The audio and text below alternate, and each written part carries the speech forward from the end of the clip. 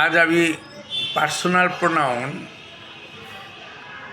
প্রোনাউনের একটি প্রকারভেদ সম্পর্কে কথা বলবো। বিশেষ সাবজেক্টিভ ফর্ম নিয়ে কথা বলবো। পার্সোনাল প্রোনাউন 3 রকমের: first person, second person, third person.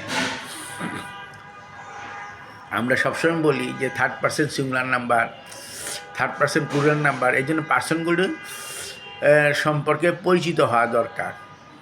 First person singular number কোনগুলো হয়? সাবজেক্টিভ ফর্মে। সাবজেক্টিভ ফর্মটা কি? সাবজেক্টিভ ফর্ম হচ্ছে একটা সেন্টেন্সে সাবজেক্ট হিসাবে ব্যবহার হয় যেই ফর্মে পার্সোনাল প্রোনাউন, সেটা পার্সোনাল। ফার্স্ট পার্সনের সাবজেক্টিভ ফর্ম আই সিঙ্গুলারে, এবং প্লুরাল হবে উই।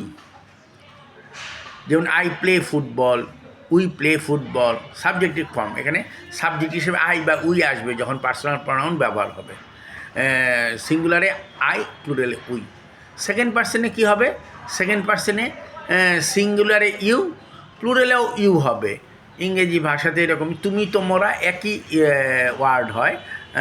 সিঙ্গুলারে ইউ সাবজেক্টিভ ফর্মে, প্লুরালেও ইউ হবে। থার্ড পার্সনে কী হবে? সিঙ্গুলারে পুরুষের ক্ষেত্রে হি হবে, মহিলার ক্ষেত্রে সি হবে, আর প্লুরালে দে হবে। আর থার্ড পার্সন প্রচুর আছে, যেমন ইট, ইটের প্লুরালটা দেই হবে। আবার ইন্ডিভিজুয়াল যে কোনো পশু পাখি, এগুলিকে থার্ড পার্সন সিঙ্গুলার নাম্বার হিসাবেই ধরা হয়।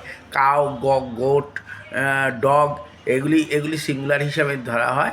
আর ডগের প্লুরাল হচ্ছে ডগস হবে, কাউয়ের প্লুরাল কাউজ হবে।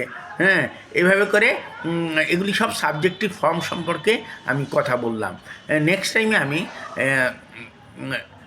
পার্সোনাল প্রোনাউনে অবজেক্টিভ ফর্ম এবং পসেসিভ ফর্ম নিয়ে কথা বলবো। ধন্যবাদ।